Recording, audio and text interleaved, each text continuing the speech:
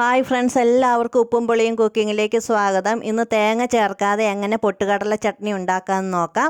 അതിനായിട്ട് ഒരു അരക്കപ്പ് പൊട്ടുകടല എടുത്തിട്ടുണ്ട്, ഒരു 5-8 ചുവന്നുള്ളി, 2 പച്ചമുളക്, അതുപോലെ 2-3 വറ്റൽമുളക്, കറിവേപ്പില, ഒരു തക്കാളി, ഇത്രയും സാധനങ്ങൾ എടുത്തിട്ടുണ്ട്.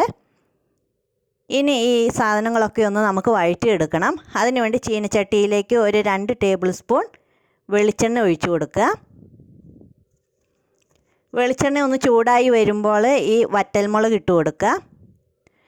വറ്റൽമുളക് ഒന്ന് മൂത്ത് വരണം.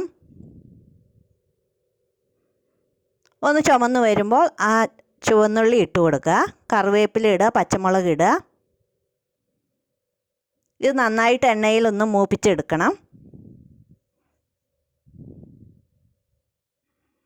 ഇതൊന്ന് ചെറുതായിട്ട് ചുവന്ന് വരുമ്പോൾ ആ പൊട്ടുകടല ഇട്ട് കൊടുക്കണം അതിലേക്ക്. എന്നിട്ട് ഒരു 2-3 മിനിറ്റ് വഴറ്റിയെടുക്കുക. ഇതും ചെറുതായിട്ടൊന്ന് ചുമന്ന് വരണം. ഇത് ചുമന്ന് വരുമ്പോൾ 1/2 ടീസ്പൂൺ മുളക് പൊടി ഇട്ട് കൊടുക്കുക.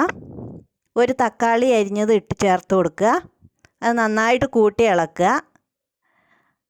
ആവശ്യത്തിന് ഉപ്പിട്ട് കൊടുക്കുക. അതിനുശേഷം ഇതെല്ലാം കൂടെ ഒന്ന് മൂടി വെച്ച് വേവിക്കണം.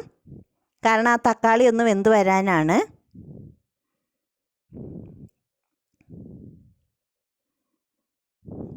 ഒരു 2 മിനിറ്റ് അടച്ച് വെച്ച് കഴിയുമ്പോൾ അത് വെന്തോളും. ഇപ്പോൾ അത് നന്നായിട്ട് വെന്തിട്ടുണ്ട്. അതിനുശേഷം അത് ചൂടാറിയതിന് ശേഷം ഒരു മിക്സിയുടെ ജാറിലേക്കിട്ട് നന്നായിട്ട് അരച്ചെടുക്കുക.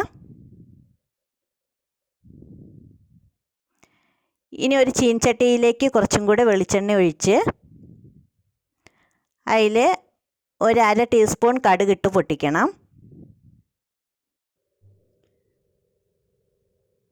കടുക് പൊട്ടി വരുമ്പോൾ വറ്റൽമുളകും കറിവേപ്പില ഇട്ട് കൊടുക്കുക.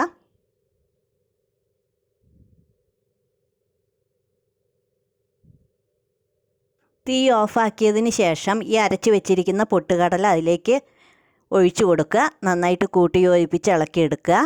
നമ്മുടെ ചട്നി റെഡി ആയിട്ടുണ്ട്. Thank you.